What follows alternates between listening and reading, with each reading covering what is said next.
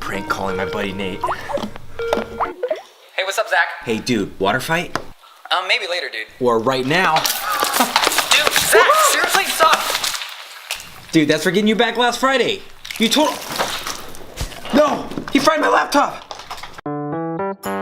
What's up, YouTube? I hope you guys enjoyed that magical prank video. Thought it was a fun way to ring in summer. Let me know if you guys are still in school, or you've graduated, or you're still stuck in school. Comment down below.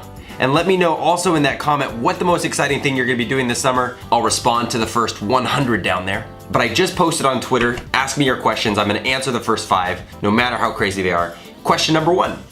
Jane asks, how do you get your ideas? My ideas come kind of randomly. There's not a secret formula. There is a pattern though. I get my best ideas weirdly in the shower. It sounds so weird. And driving to work. If there's no traffic and I'm just driving, I get into like this weird trance. Has anyone else driven somewhere and you've gotten there? It's super scary. You've gotten there and all of a sudden you're like, I don't remember the last 2 minutes of driving.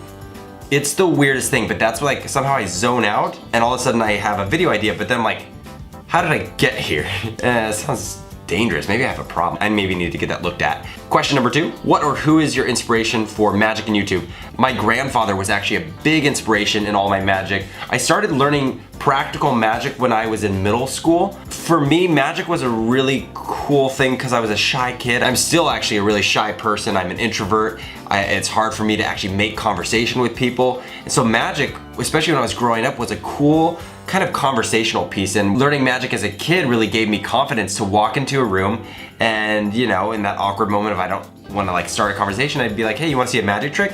Pull out a deck of cards and all of a sudden you're making a friend too, and a crowd slowly gathers and it kind of gives you this boost of confidence as a kid. So that's why I'm a big supporter for learning magic, and it's also very difficult. And so my grandfather, to answer your question, was the one that got me in. We'd travel all around the Northwest. He'd take me to convention centers where there was magic communities and performers, and then they were telling the secrets and training. So it's a fun community if you get down the rabbit trail in the magician world. Question number 3.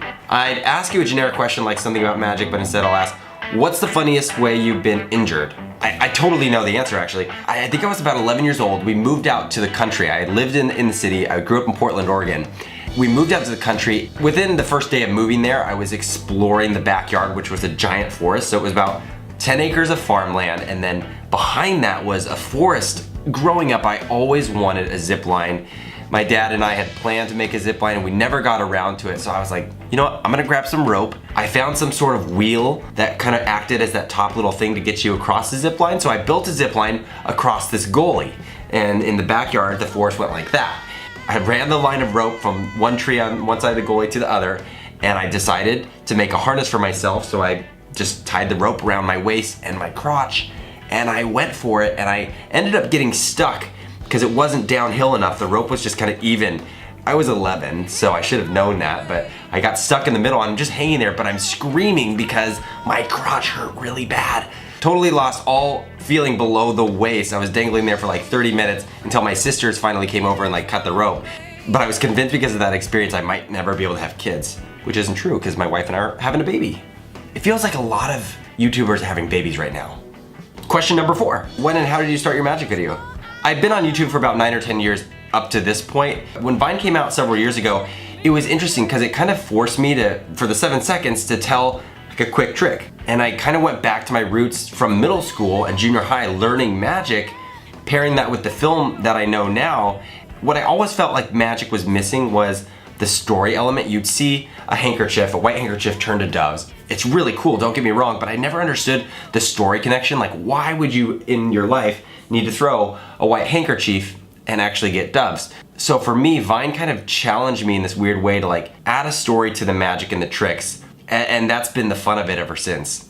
Did you ever find the owner of the credit card ID and cell phone? Yes, so a couple videos ago in a vlog, I went to San Francisco, I dove down with my buddy Aaron underneath the Golden Gate Bridge, and we searched for some treasure, and we found actually some cell phones and some other items. You can watch that video.